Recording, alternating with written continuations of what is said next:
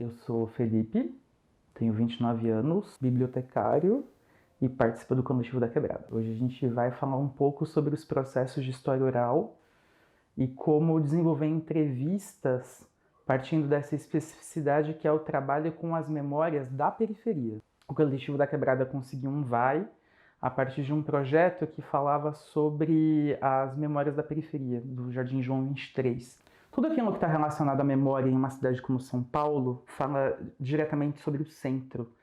Fala sobre arquitetura, espacialidade e também sobre uma dimensão do poder simbólico no espaço público. Ninguém lembra que a periferia tem memória, porque a periferia não costuma ter aquilo que se entende como elementos de memória, grandes construções, grandes espaços, essa necessidade de reconfigurar, essa alteração, esses deslocamentos que as pessoas vivem, tanto quanto elas que foram periferizadas ou marginalizadas no processo de urbanização da cidade, também tiveram suas memórias marginalizadas. Então, nosso interesse como coletivo foi, além de fazer um resgate histórico do nosso território, fazer um resgate que pressupôsse a presença do humano, né, das pessoas que habitam o território. Por dois motivos, inclusive, né, por mais sensível que é entrar em contato com as pessoas e também saber delas, como pensam, onde vivem, o que fazem, como fizeram, como foi, mas partindo também desse pensamento em oposição ao que é a memória no centro, né, aos espaços constituídos de poder. Afinal de contas, não tem nenhuma catedral do século XVIII no João 23. Né? A relação com o território é outra, as transformações ocorrem de outro modo.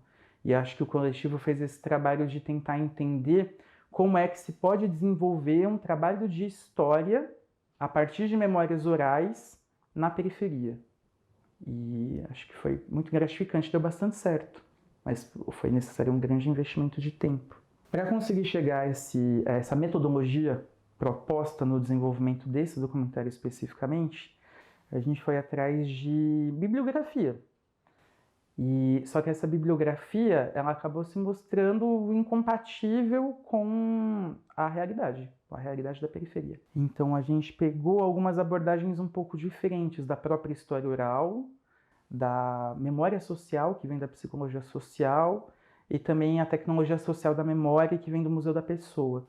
São três estratégias ou áreas de conhecimento que têm um certo conhecimento elaborado sobre como fazer ou como produzir história oral, mas que vem de lugares muito diferentes. E a gente acabou criando grupos de debate, nos entrevistamos mutuamente, também para sentir o impacto de ser quem fala e de quem ouve. O que é fundamental para se fazer um trabalho de história oral na periferia? Eu destacaria, num primeiro momento, uma coisa que é pré. Tudo aquilo que é da periferia é aquilo que é do território. Então é fundamental fazer esse levantamento sobre os espaços do território. Você não tem como começar nada sem saber de onde você vem e onde você está. Então é fundamental caminhar pelos espaços, conhecer as relações de trabalho, de deslocamento, quem vive, como vive e onde está. É isso. Se você não é do território, você tem que entrar nele. E se você não é, o jeito de conseguir entrar é encontrando mediação nesses lugares. Então, outros coletivos culturais, moradores, é interessante fazer... chegar nesse lugar, perceber como ele funciona, meio que sombrear as pessoas, entender os fluxos e as relações. Depois, em se tratando de história, não é que os jovens não tenham história, mas a relação deles com o espaço ainda é uma dinâmica em transição. A juventude é uma fase da vida em que as coisas ainda estão por acontecer. Um trabalho de história oral necessita de relações mais duradouras. Então vamos atrás de velhos. E eu aqui uso muito a expressão velhos em oposição a essa noção um pouco higienista ou higienizadora de idoso, né? Idoso como... Não politicamente correto, mas idoso como essa pessoa que é entendida pelas políticas de saúde.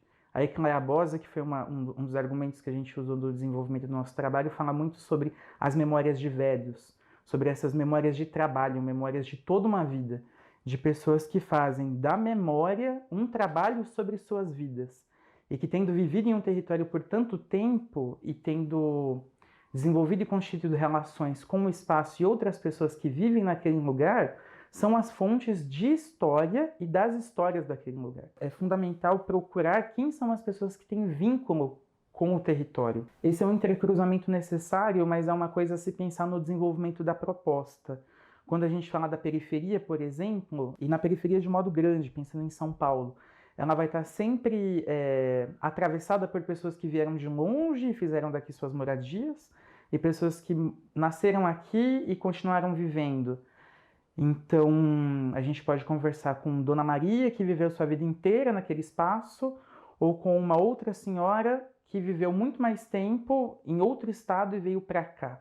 O que a gente quer saber exatamente? Porque essa memória de deslocamento também é a constituição da história de uma localidade, de um território. Mas a gente procura saber dessas pessoas que viveram toda uma vida naquele lugar e que puderam vivenciar as transformações socio-históricas, culturais, religiosas, artísticas, arquitetônicas. É fundamental essa penetração no ambiente que encontre lastro em quem vive nele há muito tempo e que pode significar o lugar de diferentes formas a partir da leitura da própria vida em diferentes momentos naquele lugar.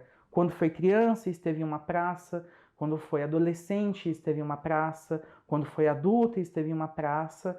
E agora, como velho, também vê aquela praça. Essa vida que atravessa o espaço é o que a gente foi o que a gente foi atrás. E na parte 2 a gente continua com as dicas.